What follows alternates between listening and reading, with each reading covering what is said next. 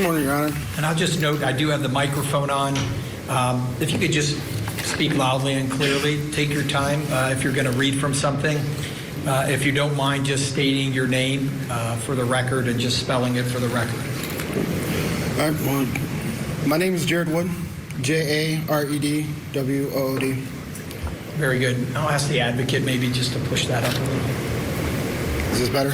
Sure. All right. And thank you. I'll hear from you this morning. No, thank you. I am here today to speak on behalf of my son, Julian Miles Wood, who is no longer here to speak for himself, and I am thankful for you to be giving me this opportunity to do so.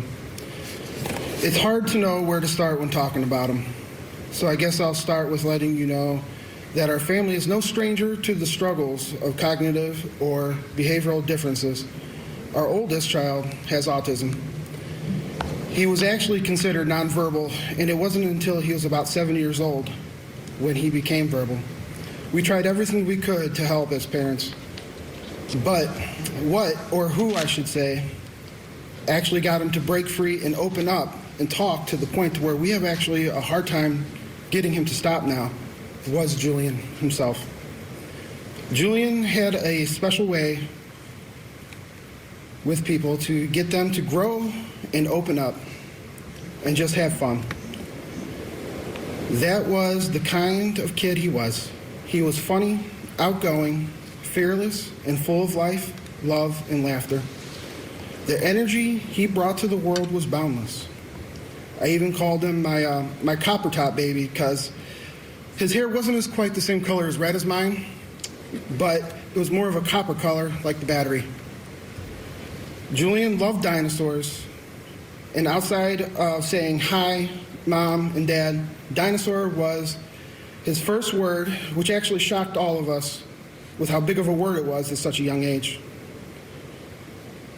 He also loved Halloween, so much so that he chose to be a dinosaur every year without fail, and he would even find his old costumes throughout the year and put them on even though they no longer fit, not letting us take them off until it was bedtime, where we would have to put on his dino pajamas. However, these are moments that we'll never get the chance to share with him again. Julian had a way of letting you know he was near, like when he woke up in the morning, usually before daylight, with his thundering footsteps as he walked down the hallway from his room. That is when I knew it was my cue to get up and to go get him some leche, which is milk. Another way Julian made his presence known was by taking his brother's toys and running around laughing because he knew he couldn't catch them, and it was funny to take big brother's things, which unknowingly helped his brother find his voice and start speaking up for himself. He always knew when you were down or feeling some kind of way, and he would do in his own way what he felt you needed to feel better. For me, when he felt I was down or had a rough day, he would get his brother and they would tag team wrestle me and just beat me up. We would roughhouse a little on the bed here and there, and he would also run into the kitchen whenever I came home from work to greet me. Sometimes I would tease him by hiding behind the doors, and he would look stumped to where I was. And I would jump out roaring like a dinosaur, and he'd roar back and then punch me in the stomach and go, "Ah, you scared me, Dad." For my wife, he would snuggle deeply and tell her he loved her. And sometimes he would fearlessly climb onto the counter and go into the cabinets and pull out a box of cake mix and help her make a cake. And for his grandmother, he was glued to her side. They had their inside jokes. He learned to love all the odd old candies like black licorice or candy corn. And for his brother, he would sit with him and watch videos on his iPad so Big Brother knew he was near. He was just so smart and funny and knew things that most little kids didn't know. Like whenever we would go in the car, he would always try to give us directions to McDonald's because he always wanted French fries. Another thing he always wanted to do was help us with errands. If he saw me or my wife putting on our tennis shoes, he would run and put his shoes on and wanted to go and just to spend time with us. Now, these are things we will never get to do with him again. What I am most sad about now is not just the time I don't get to spend with him, but the time his brother, his sister, his mother, his grandma, and all of our family that doesn't get to spend with him with the time again, and we are all robbed of that opportunity. He was on the path to be a big kid, which is why I called him my big guy too. He was going to be the protector of his brother and sister. That part was evident since the moment I brought Julian and his brother to the hospital to meet the new baby sister and see their mother. Julian was so in love with her. He wouldn't leave her alone or take his eyes off her while we're there. And he even tried feeding her while she laid in the crib sleeping. His sister won't get to know the amount of love he had for her other than from what we tell her. She didn't even get a full 2 months with him before he was taken from us. When we had our daughter, I finally felt I had a full life. I had everything I ever wanted. A beautiful, loving wife, 2 sons and a daughter. It didn't even last all of 2 months before that monster took him from us. Now all of our hearts will forever be missing a piece, and it's up to all of us to keep his light shining, even though his star is gone. With that, I would like to thank you for taking the time to hear me out and speak about our son and what he was able to give this world in such a short time. And thank you again to the prosecution, Anna and Julian, for fighting so hard for our boy and my wife. And thanks to the jury for getting it right. And thank you to the North Homestead Police Department for all the work you guys did with helping on that day. And to the community for the continued support. We will be forever grateful. With all that being said, to Judge Russo, I ask you to do what's best for my family and the community, so she has no opportunity to commit these heinous crimes again. I'm asking you to give her the maximum sentence possible, life without parole. Thank you. Thank you. That was Jared Wood, Julian Wood's father. Presumably standing next to him is a victim's advocate. I always say those folks are like the unsung heroes in the criminal court system. We often don't hear from them or see them, but they really do God's work in helping victims like Jared Wood, who we just saw talk about his precious child and what this loss has meant to their family.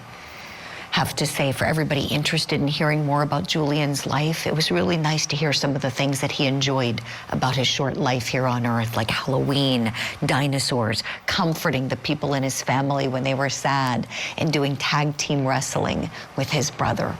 We're going to hear more about that sweet little angel as we remember him, as his mother, Margot Wood, is up next.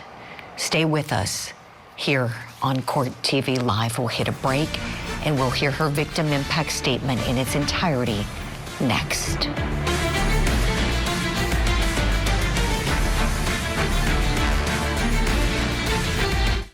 I ended up asking him if he loved me. He said, I don't know. I said, do you love her? He said, I don't know. That set you off? Someone was stabbed? Yes, she's on the floor. I didn't have the intent to kill Sarah. I really just wanted to scare them. It looks more like fury than fear. Did you kill Sarah to possess what she had with Josh? Sorry. Interview with a Killer. New episode Saturday night at 8 Eastern and Pacific. Only on Court TV.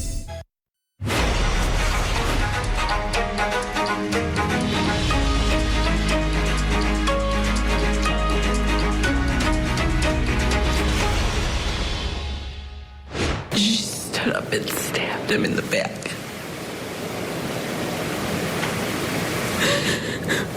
And he was crying.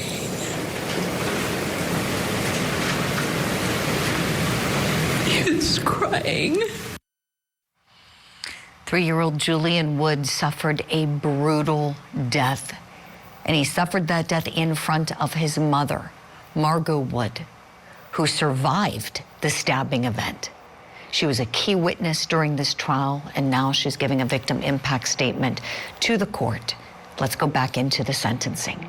My name is Margot Wood, M-A-R-G-O-T.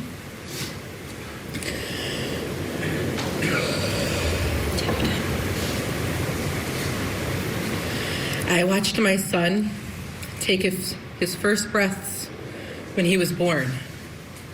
And I watched him take his last in my arms, covered in his blood.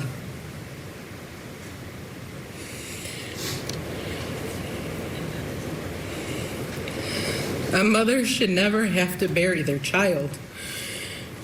A mother is supposed to go first, not her children.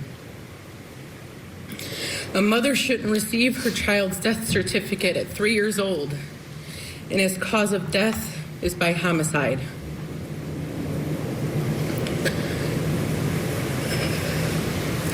That woman murdering my son replays in my head every single day.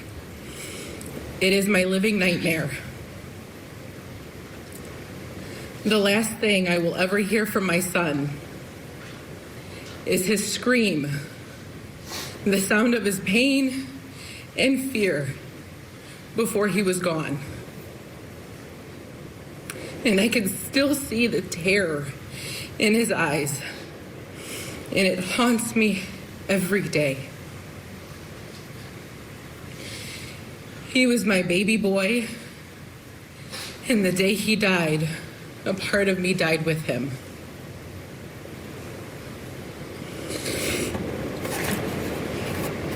My older son has autism. He doesn't fully understand why his little brother, his best friend, isn't here anymore. He asks us about heaven and if we can just wake up baby Julian so he can come home and be here with us. He thinks if he goes to the hospital, he can go and see him.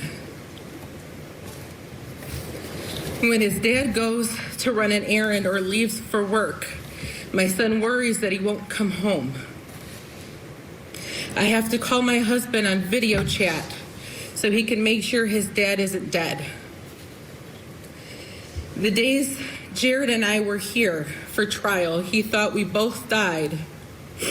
So my aunt and my mom had to reassure him that we were okay and we would be home later. When his friends or teachers at school are absent due to being sick or having appointments, when they come back, he runs to them and gives them a big hug and yells, "You're alive."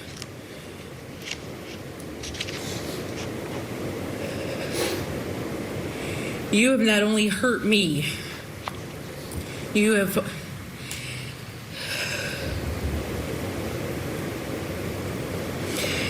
not only taken away my youngest son, you have caused trauma to my other children. My daughter was only 2 months old when she killed my sweet boy. Julian gave his sister all the love and affection a big brother could ever give in that short time. Coming home from preschool, he would take off his backpack and run to give her a big hug and a kiss. He helped with bath time, stood next to me during diaper changes, and would help with giving her a bottle. They were like two peas in a pod, Velcroed together. Wherever she was, he was right next to her. My daughter is 18 months. And now she only knows going to the cemetery to see her brother. She will never get another hug, a kiss, or a cuddle from her older brother. He is now just her guardian angel.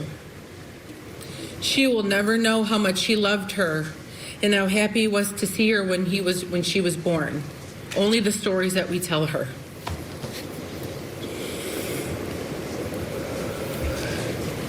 Julian brought laughter, light, and love in our home with his infectious laugh. He helped with my oldest son in so many ways with communication and play. Our home isn't as loud and chaotic anymore, not the way it used to be. There's no one playing with dinosaurs and chasing around his big brother with them. My boys aren't wrestling in the living room and dancing to the Minions movies. There is no one dressing up for Halloween as a dinosaur.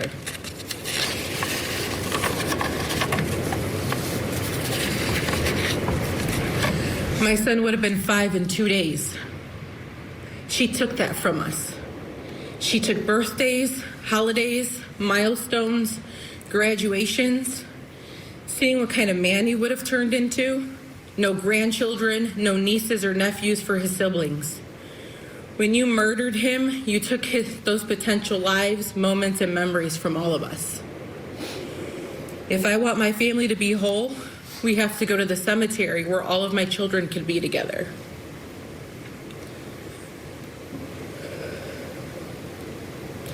My oldest doesn't like going because it makes him sad. Now when I take pictures of my son, it's just his name on a wall, surrounded by flowers and dinosaurs that people leave him. Instead of taking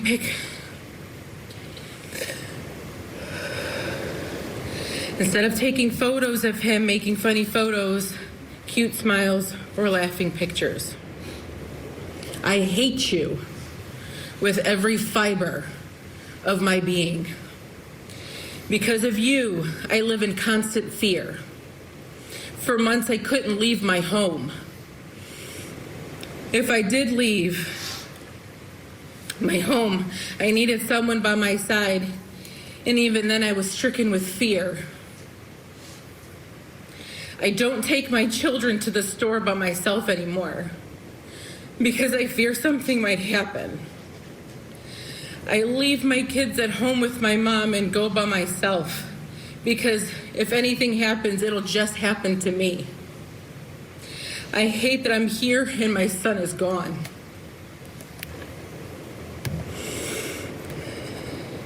Just because you have a mental illness doesn't mean you can use that to justify you murdering my son. What you did was unforgivable, and it can never be taken back. You deserve to go to jail for the rest of your life, so you can't hurt anyone else. You don't deserve a second chance. You don't deserve mercy. You didn't give my son any. You belong in prison where there is no chance of you getting out. The jury got it right when they read the verdict that you were guilty on all counts. It felt like the first time I could actually breathe in the last 499 days. Because I knew in my heart that you were going exactly where you need to be, in prison. You don't deserve the luxury of a mental facility where you can earn privileges and possibly be released back into the world. That's too good for you. The world is safer with you behind bars. Judge Russo, I urge you to give her the maximum penalty without parole, so she has no chance of hurting another innocent soul like my sweet baby boy, Julian. Thank you. Thank you. Oh, that must have taken so much strength for Margot Wood to get up there and speak before the judge on the most traumatic, horrifying event of her lifetime. The event where she was stabbed and so was her son. And sadly, her son didn't make it out alive.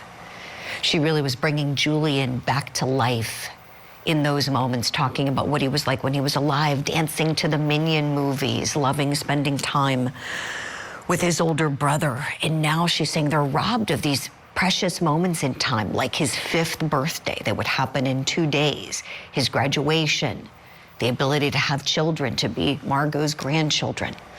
Let's talk about these statements this morning. I want to bring in our legal analyst guest, attorney Tommy Pope. on the show. Tommy, tell us, please, what you were thinking as you listened to what Mom and what Dad had to say to the judge. I thought they did a tremendous job. I thought they were extremely articulate. You know, they'd written it out, they had put thought into it, and it was meaningful.